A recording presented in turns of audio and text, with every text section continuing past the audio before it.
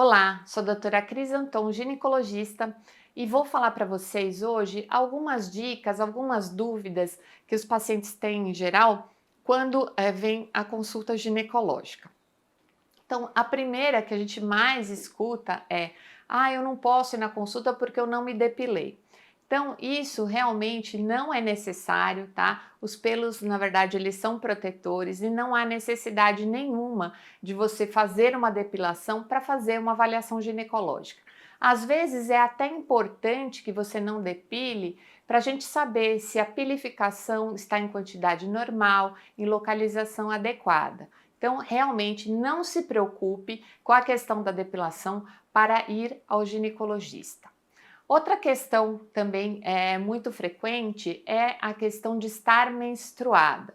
Isso vai depender um pouco. Se for uma consulta de rotina, em que você vai à consulta ginecológica para a coleta de Papa Nicolau, para avaliar o colo do útero, realmente estar menstruada pode atrapalhar um pouco nessa avaliação do Papa Nicolau. Então, o ideal seria você esperar a menstruação passar para daí então remarcar essa consulta num período em que você não tivesse tendo então o sangramento menstrual.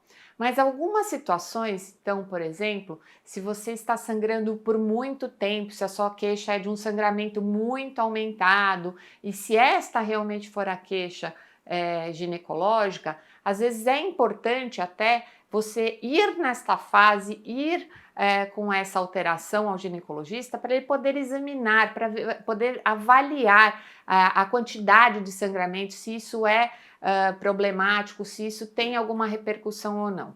Então, vai depender, então, se você está numa consulta ginecológica ou se você tem realmente uma queixa específica quanto a este sangramento.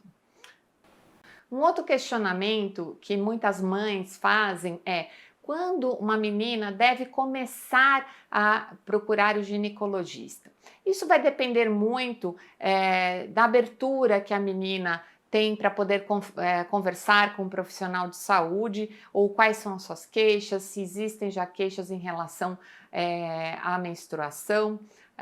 Eu recomendo que após a menstruação, essas meninas comecem então a ser orientadas a marcar as suas menstruações, seja por apps utilizados em celulares ou num papel, num caderninho, para elas entenderem, começarem a entender como que o próprio organismo funciona.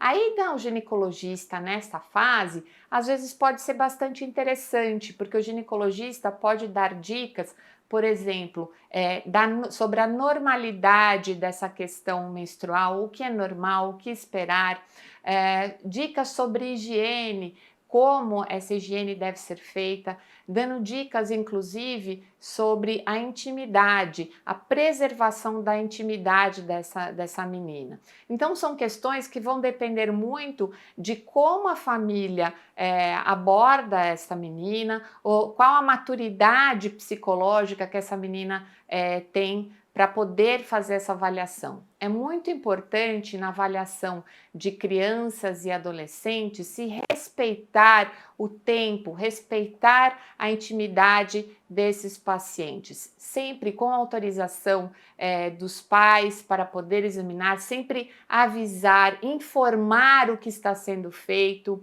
né? Quais avaliações físicas serão feitas, e que na paciente que ainda não teve relação sexual não é necessário se fazer o exame especular, não é necessário a coleta de Papa Nicolau. Uma pergunta frequente é: de quanto em quanto tempo eu devo procurar o meu ginecologista? Então, normalmente uma avaliação anual de rotina é adequada, porque nessa avaliação que você vai fazer o seu Papa Nicolau, tirar as suas dúvidas, fazer exames preventivos. Mas se você tem alguma queixa específica, se você trata de alguma doença ginecológica, por exemplo, às vezes essas consultas ginecológicas devem ser mais frequentes. Por exemplo, pacientes que acompanham de câncer ginecológico, às vezes precisam voltar a cada 3, 4 meses no primeiro ano. Então, isso vai depender um pouco se a gente está falando de pacientes que estão fazendo a rotina ginecológica ou se estão acompanhando de alguma doença específica.